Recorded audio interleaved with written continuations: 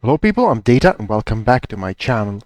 This video is dedicated to faction play. We have a faction play event going on. It's going to end in 15 days from now, in the moment in which I am recording.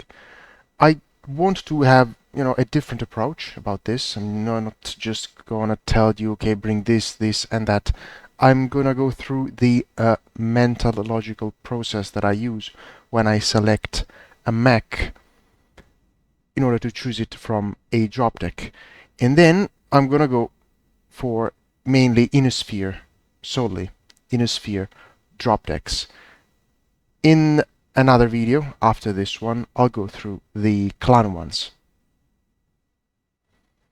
So the first thing you need to think about when you are doing drop decks is that you have 30 minutes. These are, by the way, my Innosphere drop decks. The first thing you need to understand is that you have 30 minutes. So this is the most important thing ever. So you need to enter in the mentality that each mech has a lifespan of roughly 7 minutes. This means that if you are close to those 7 minutes, to the end of those 7 minutes, and you are fresh, or almost fresh, because you played conservative, you did it wrong. Time is damage. Time is farm. If you get to those 7 minutes, you're fresh, it means that in order to preserve a mech that you didn't even need, that you won't even need because you have the next one for the next 7 minutes, you traded health that you don't need because you have another mech after that for damage in time. And you don't get that time back. You don't get the damage back. With this being said, you need to enter in this mentality, which is like the most important thing ever about faction play. And I'd say that 99.9% of the people have no clue about this sort of logic. And then you need to understand that most faction play maps are very big, are very long. So you need a very fast last mech. The choice of the mech depends on the map. If you're playing faction play maps, there is Boreal Vault, then Sulphurous Rift, Hellebore Springs, Grim Portico, Emerald Taiga, and Vitric Forge. So the only one in which you need a double heatsink mech for just extreme range trading, those mechs with 10 range, the only one of these maps is Boreal Vault. For the other ones, you don't need that sort of 10 range mech. When you evaluate a mech and how good it is for its role, first you need to ask yourself, what map is this designed for? So once you understand what map you plan to pick that mech on, after that you build the mech. So first you're like, okay, I want to play Sulphurous Rift. Which places are more or less okay in Sulphurous Rift? In which places the enemy are more likely to go? So it's about a percentage choice. The enemies most likely follow that path, move in a certain way, after a certain time. Once you see these things, you come to the conclusion that in Sulphurous Rift, you don't need more than 500 meters engagement. So for sure you don't need a 10 range Battle Master. And then you start doing all the other evaluations. The next evaluation when selecting a mech to see, okay, how good is this mech? Because there are thousands of mechs. So the first thing is the shape and the mounts.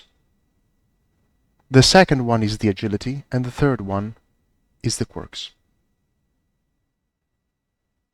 Small example to cut straight to the point. Why the bull shark, inner sphere bull shark, is busted OP compared to the stone rhino or the direwolf. You may get lost into small things.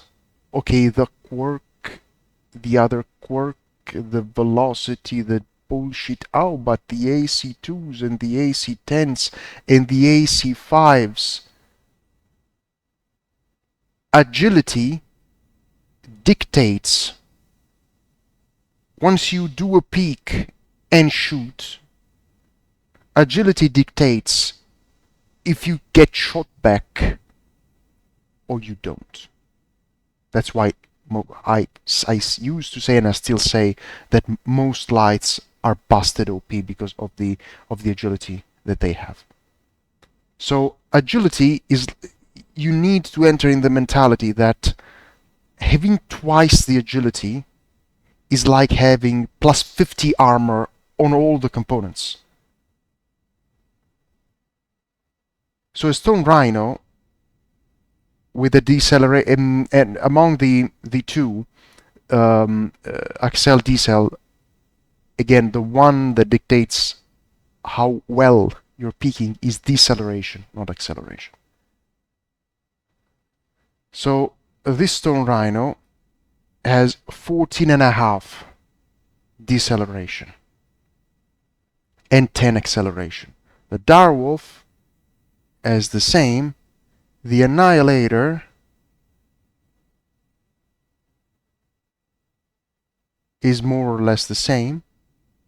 The bull shark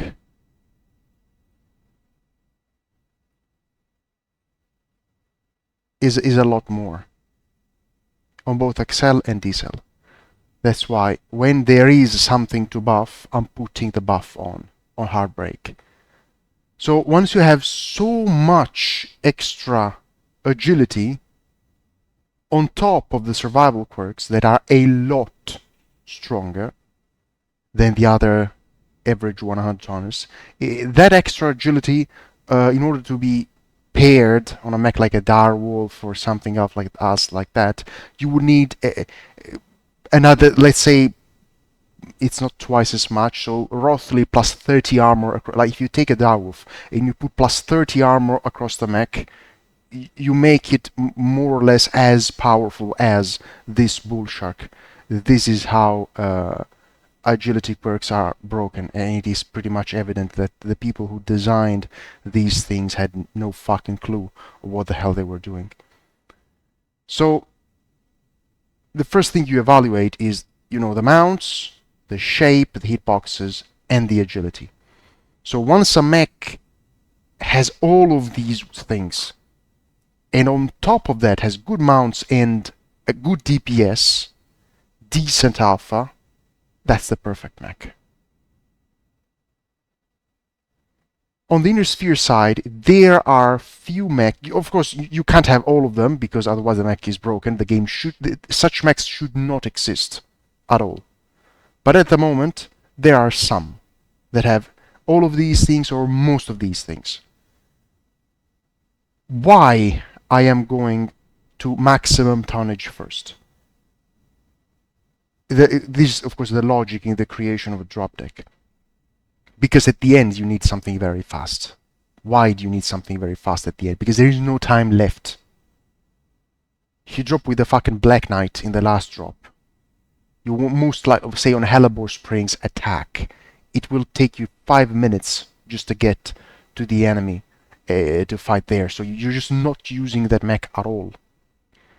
So by putting few tonnage at the end, because you need to get there in time, then you put big tonnage at the beginning, of course, if there is some advantage out of it.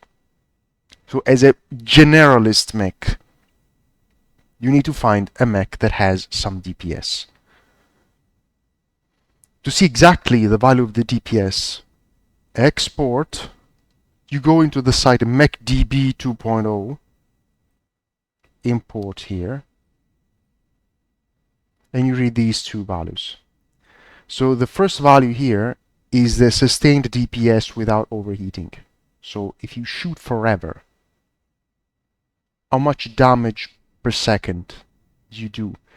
If you keep shooting forever trying not to overheat, it's this.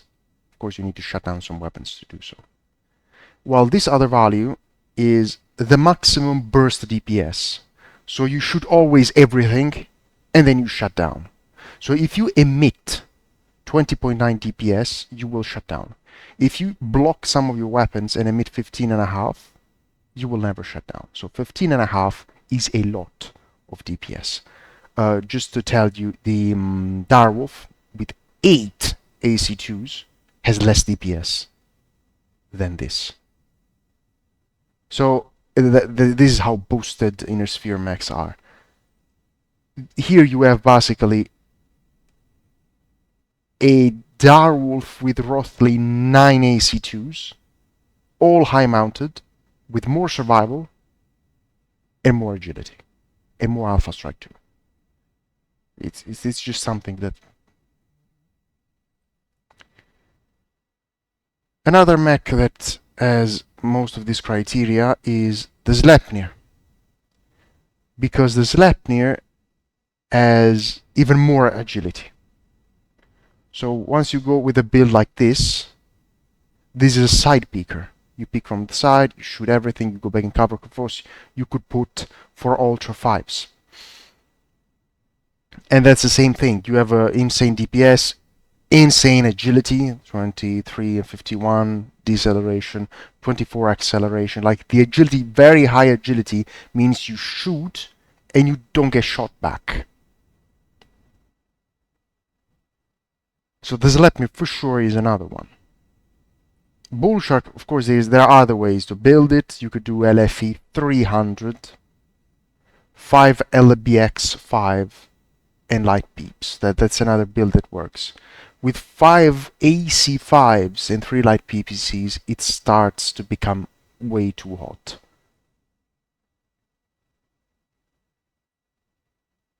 Another very interesting mech is the longbow. How do you compare a laser mech with a Daka mech?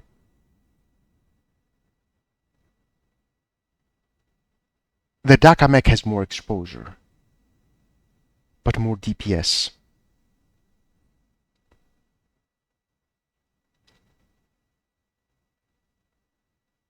The laser has less DPS, a lot less, but a lot less exposure too. So once you are mentally evaluating these mechs, okay, is it better to have this laser vomit or the Daka for me, for my personal skills? You ask yourselves, am I fighting noobs on the other side or people that are stronger than me? If, say, you and your friend are roughly the same skill and you fight against a strong team, against a strong team, a mech with more exposure gets rexed first. So against a strong team, the Daka one with a lot of should perform less. And the laser vomit, alpha hide, should perform better. Against scrubs who just walk in the open and get farmed, the most DPS wins. That's how you more or less get an idea of how good is the build that you are trying. I went with the longbow as my favorite laser vomit mech because the other options were the Black Knight and the Stalker. They had pros and cons, but of course, who is quirking these mechs, given that they have no idea what the fuck they're doing, decided to give all the pros and no cons, just all one mech. So you have the good agility, you can put a strong LFE, you can put a lot of heatsinks, you have the missiles with the doors closed to increase your survival, you have all the weapons shooting from the CT, and you also have 10 heat on top of that, and you are fast too. So that's the perfect laser vomit mech.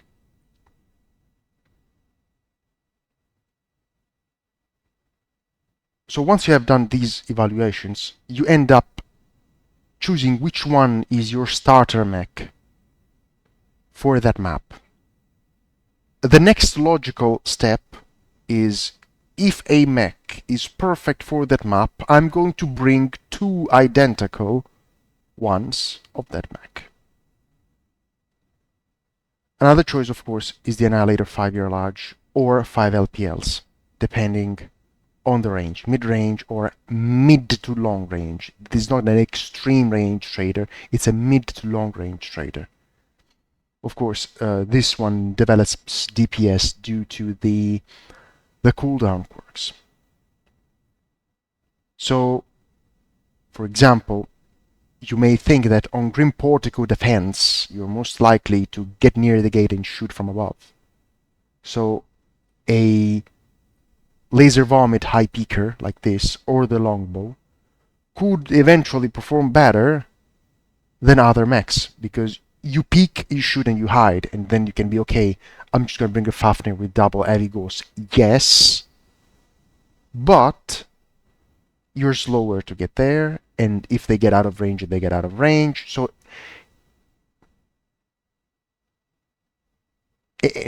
here we enter into a distinction, a key distinction in the mechs. There are mechs that are built for comp, mechs that are built to farm people and develop as much damage as possible, and mechs that are meant to ruin people's day, and that's it. Like you're trying to trade one-on-one, you destroy an enemy mech as fast as possible, but then you're more or less useless, for example. This is a good mix between a comp mech and a farming mech. It's not quite as fast in destroying and neutralizing an enemy mech early on, but if you need to carry your team, in the long terms it develops more damage than the mech that is done just to ruin people's day, and that's it. A mech that's done to ruin people's day, and that's it, with less potential of carrying a weaker team. This is an example. You can alpha strike all of this. It's like 20, 40, and 40, 80, 80, plus 10, 90, 100, 110, plus the splash. This is 115 alpha strike. But it's very hot. It's very low sustained damage without overheating. You see, the other one had 15 and a half DPS without overheating. This one has only 9.5 with a lot less range, but way higher alpha. So with this mech, in a 1v1, you press override, you shoot the cool shot, and you win. But in a faction play scenario, you need to play this hidden behind a wall and hoping that the enemy does some sort of mistake. But you can't take initiative on your own. Unless you have 12 of these in a coordinated team and you press W and you just win. So you can build this if you're extremely noob and you have issues going on one-on-one kill-death ratio. Because with this, it's an ensured kill. At least you kill something. Maybe even 2 enemy mechs. Instead, if you're stronger and you think that in order to win you have to carry your team, you need a carry mech. Which, a carry mech, of course, has a lot stronger DPS. So, most likely these are the starting mechs. Of course, there are other combos. For example, you can use a King Crab Hero, 2 Light Gauss, 3 R PPCs, a Marauder with ECM. There are a lot of generalist mechs, PPC Gauss. These are all pretty strong. But, of course, you need to select the range. Oh, and another example is this. Like, if you want to peek from above and shoot, you can use the MRM Annihilator.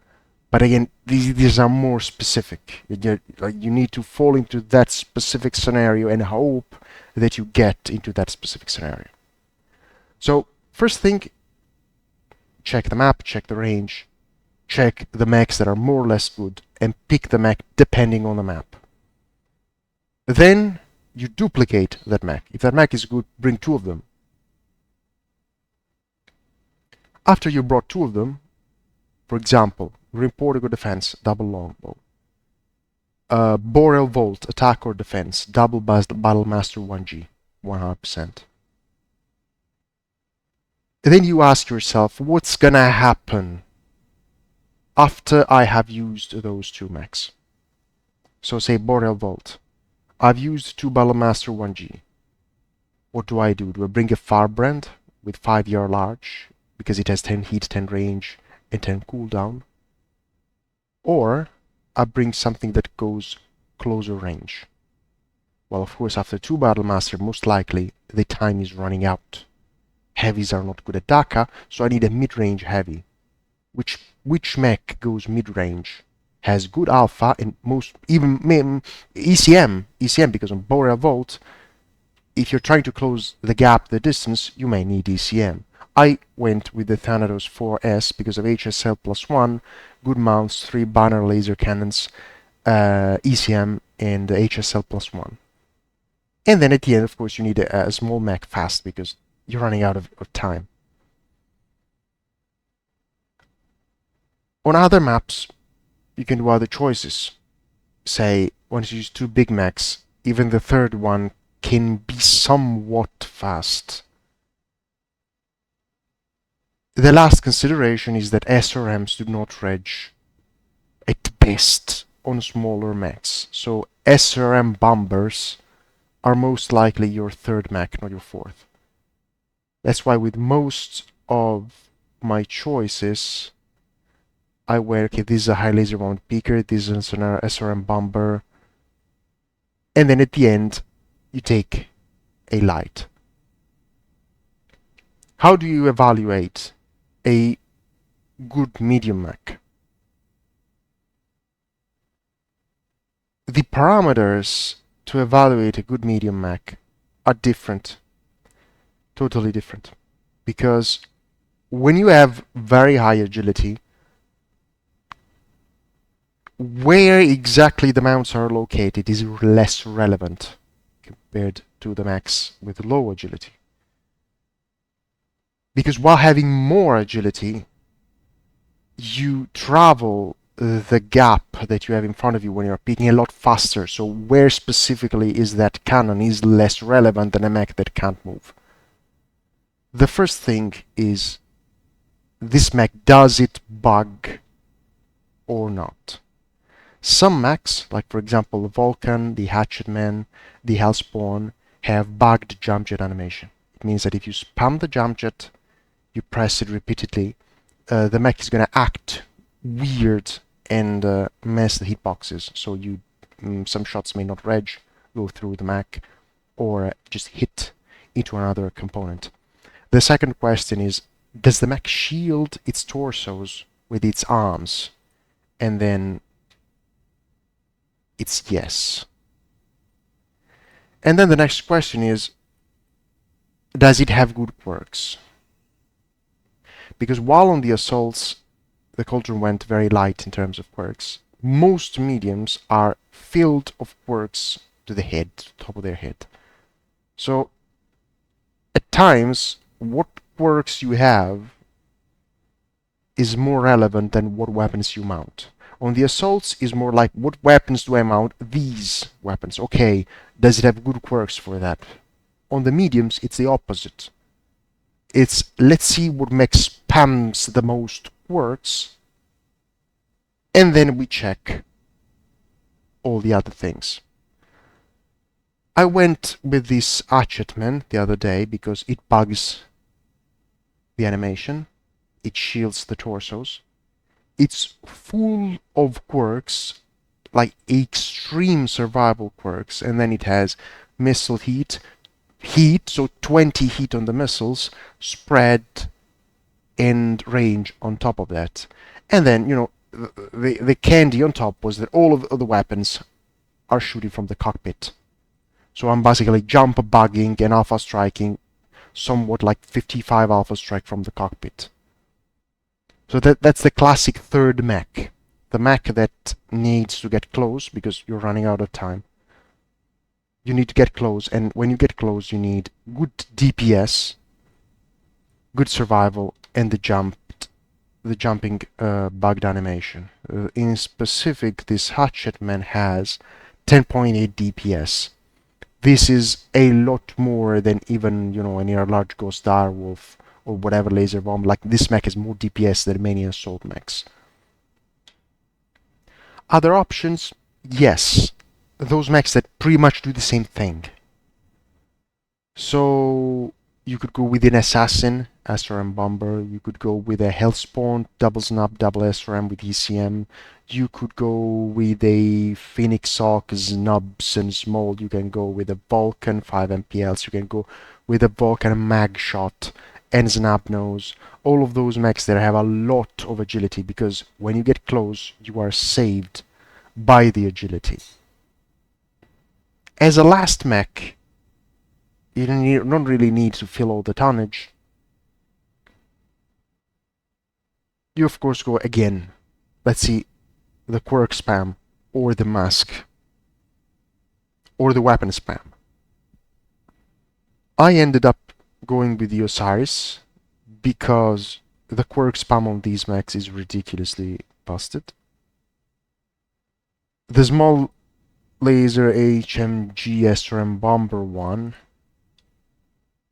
has a DPS of 11.9,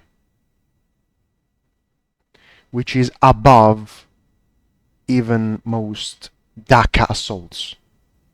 And it's a fucking 30-tonner that goes 150 kph. On top of that, this mech jumps too, and bugs when it jumps. So they ended up putting the best quirks on the best mech. I get that most likely someone of them was just falling in love with this mech, so they used these power just to buff their own toy, as they keep doing since at least 2 years. Other alternatives, yes, the Locust 3M, because it has a cooldown for DPS, just 5 regular meds, or ER meds, or yeah, these two ones.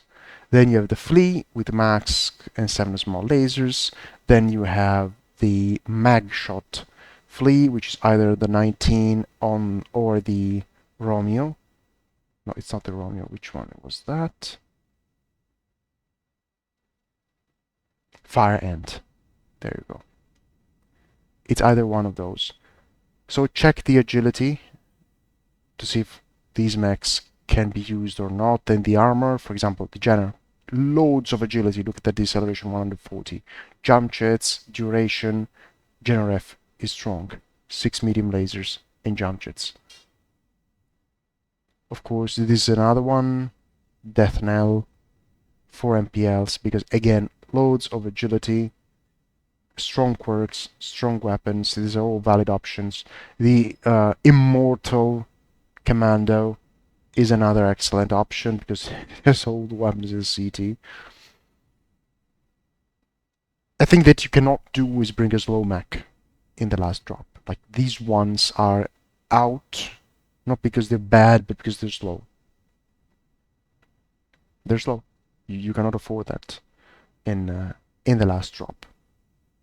So that's why in my drop decks I went like this. Of course, there are various Osiris. There is 6 SPL one, there is the Armed LMG one, and the Turbo DPS one. I used this Rothanek. I didn't show you the Rothanek in the laser deck because it's a deck that I use when I need to vertically peek. This is a vertical peeker with all the weapons on top. 4 LPLs, 1 year med, and it has all the possible quirks you can think of. So with LPLs you are having 10 range, 5 duration, 10 heat, and armor and structure. You have everything. So why not using it? So let's say out of these decks, I end up on Boreal Vault. I take this one. Sulfurous Rift, I need Dhaka, which is this one. Or if I know I am against an extremely strong pre-made that most likely will you just focus my torsos when I peek. If I'm defending, I could still use this one, but if I'm attacking, I need to expose first. I'm gonna use with this one an alpha strike, just peek the top of the head and alpha strike. If I am going on Hellebore you need roughly 700 meters. So with 700 meters, it's again this one or this one, depending on attack or defense. If you are most likely against people, Gen Rush, you need Modaka. If you are against strong people, the Ani is safer because you peek, shoot, and hide. If you end up on Grim Portico, it's either this one or this one. And or this one too, because of the LPLs. On Emerald, Taiga, it's these two. Most likely this one, if defending. Yeah, it's just these two, because you need to peek around the buildings. Vitric Forge, it's either this one or the first one, because with the high mounts you peek from the attacker left gate. Defender instead, it's just these two. As for the quick play maps, depends on the game mode, but you know, extreme range GR large is extremely rare scenario that never occurs. Okay, so are there other mechs, other choices? Yes, there are. Other interesting mechs you could use is the Ilya Muromets, 2 AC-10s and 3 light PPCs. Why? Because of the quirks, again. How strong a shit mech is dictated by quirks. Why I'm not considering things like this one, Crusader 6C. The same thing I was telling before. Difference between comp mech, farming mech, ruin people day mech. This is a comp mech. Because it doesn't generate that much DPS at range. It's a hybrid mech. It's let's be annoying at assaults while at the same time protecting the caps.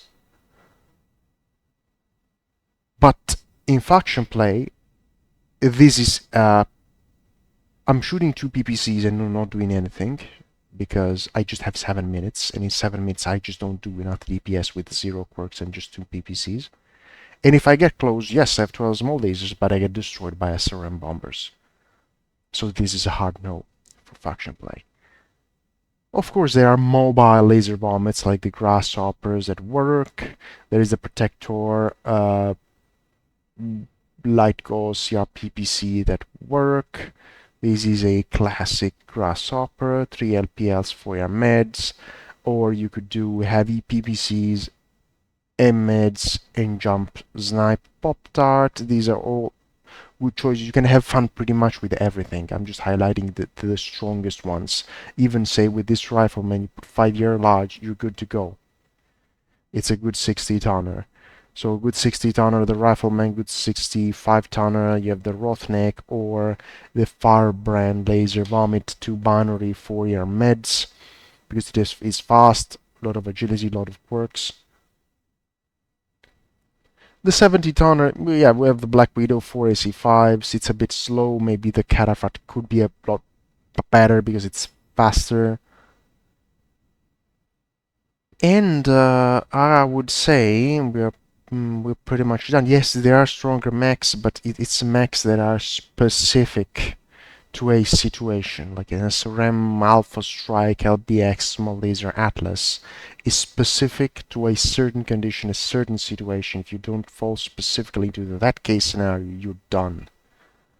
So I don't bring those mechs that cannot do shit if they don't happen to fall into that specific scenario in which they are meant to fall. Another strong mech, yeah, out of my mind, it's a Nightstar Alpha Strike, double gauss, double binary, and triple medium laser, because again it has a lot of quirks. Girls cooldown heat. Yeah, you just need the duration and the heat, 15 heat, 10 duration, and then the cooldown for the ghost. It's all the perfect perks, perfect shape. Like this is an excellent mech, the Nicer. Stalker Laser Vomit is good.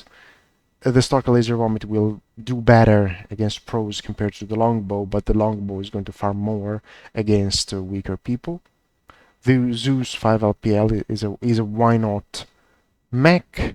The Fafnirs are okay, even the Corsairs with high mounts.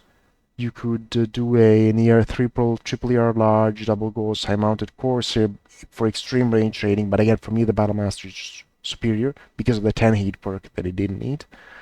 Then we have the Ravager Corsair, again, Laser Ghost Vomit, which is another good choice. Or if you think the enemy team is going to spam shitload of LRMs, you can just take a Corsair with a 2 light. It's the same with the large ghost one, but you just put 2 PPC, 2 light ghosts, 4 AMS, and a quadrillion tons of ammunition to have AMS forever. As for the LRM status, what happened? Because it's a consideration that you need to do. The LRMs were 2 years ago when I left. LRMs were way too strong. It was easy mode for noobs. They could just delete stronger players without even having to see the enemy or aim at anything. We just boosted. Now they are in line. They lowered the velocity, and they answered with lowering radar deprivation. So they get lower to you, but you don't instantly disappear from the lock when you have full radar deprivation as you used to do in the past. The arc is also more straight. It used to be more like this, so more objects will act as cover for bigger mechs. And AMS was not altered. It means that it went from useless to good. Why? Because AMS shoots at missiles that are in its range automatically. The DPS that it does is constant. So the more time the LRMs spend inside the bubble, the more AMS is time to shoot. So the slower they are, the stronger the AMS is. So the velocity quirks, the velocity tree was just a huge nerf to the AMS. But now that the LRMs are slower, AMS has more time to shoot them down. So while in the past it was just AMS, no, just 100% radar deprivation.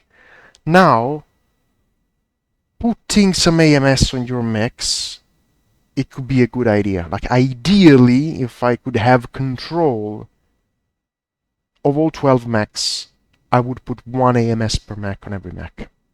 This way you just shut down completely the 2 or 3 enemy mechs on the battlefield, which is the Lurmers. If everyone just run 1 AMS. In the past, even with that, it's just... Anyways, if I'm skipping other mechs, it's not because they're bad, but it's because they're too situational. Like the 6 Snub Awesome, they had double heavy ghost mechs, too situational. Think for today, that's it. As for the clan ones, I'm gonna make another video because it's getting way too long. If you guys enjoyed the content, so remember to like, subscribe, share the content with your friends. I'll catch you guys next time.